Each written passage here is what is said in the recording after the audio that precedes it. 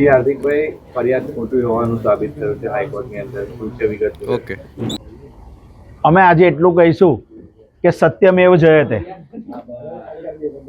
અમારી ઉપર જે રીતના અમે મહાનગરપાલિકામાં પ્રજાના કામ માટે કર્મચારીઓના પ્રશ્ન બાબતે અવાજ ઉપાડ્યો હતો, તેના સામે આ લોકોએ એટલે કે સત્તા પક્ષ દ્વારા અમારી ઉપર એટ્રોસિટીની ખોટી ફરિયાદ કરવામાં આવી.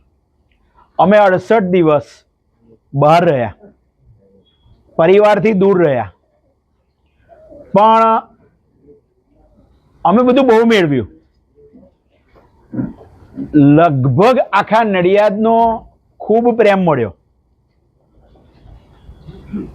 લોકોએ અમને સાથ આપ્યો, સહકાર આપ્યો, અને એમના જ વિશ્વાસે આજે અમે જે ગુજરાત હાઈકોર્ટની અંદર ફરિયાદ અમે કરી હતી, કોસિંગ માટે ફરિયાદ દાખલ કરી હતી, તેના ઉપર આજે ગુજરાત નામદાર હાઈકોર્ટ દ્વારા ફરિયાદ ઉપર સંપૂર્ણ સ્ટે આપવામાં આવ્યો છે.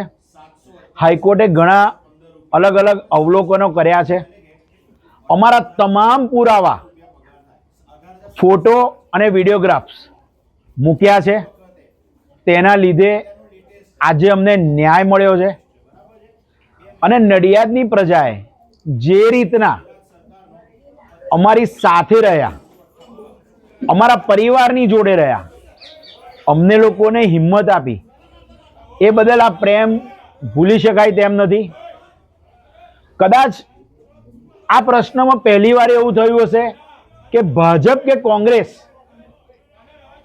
એવું મને નથી લાગ્યું કે કદાચ 10-12 નડિયાદના સત્તા પક્ષના ભાજપના નેતાઓ સિવાય કોઈ એમની જોડે રહ્યું હોય.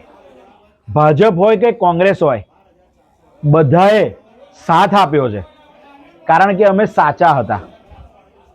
ખૂબ ખોટી રીતે ફરિયાદ દાખલ કરવામાં આવી, પરંતુ ન્યાયપાલિકા દ્વારા આજે એના ઉપર સ્ટે આપી દેવામાં આવ્યો છે. પત્રકાર મિત્રોનો ખાસ આભાર માનવા માંગુ છું કે તેમણે 68 દિવસમાં અમને અને અમારા પરિવારને બહુ સાચવ્યા છે. કોઈ નેગેટિવ કોમેન્ટ્સ આપી નથી.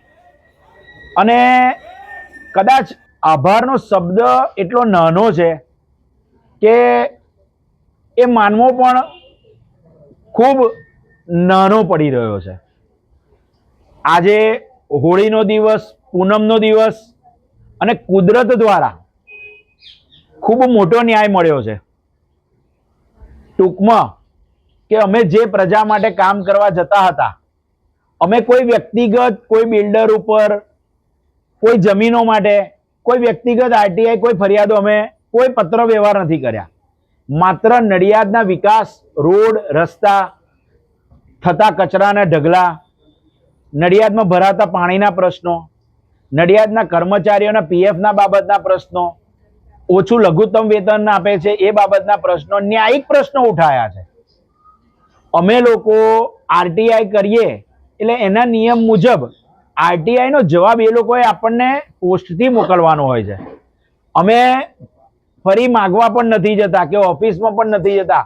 એક મહાનગરપાલિકા એવું વહીવટી તંત્ર છે કે જે અમને સામે બોલાવે કે ભાઈ તમે આવો. બાકી ક્યાંય અગાડી આજ દિવસ સુધી પત્ર વ્યવહારથી જ કામ થયું છે. અને આટલો મોટો કૌભાંડ બહાર પડ્યું, જેના કારણે અમારી ઉપર એટ્રોસિટીનો કેસ દાખલ કરવામાં આવ્યો.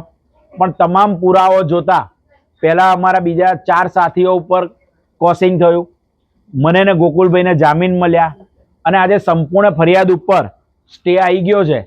એ બદલ હું બધાનો હૃદયથી ખૂબ ખૂબ આભાર માનું છું.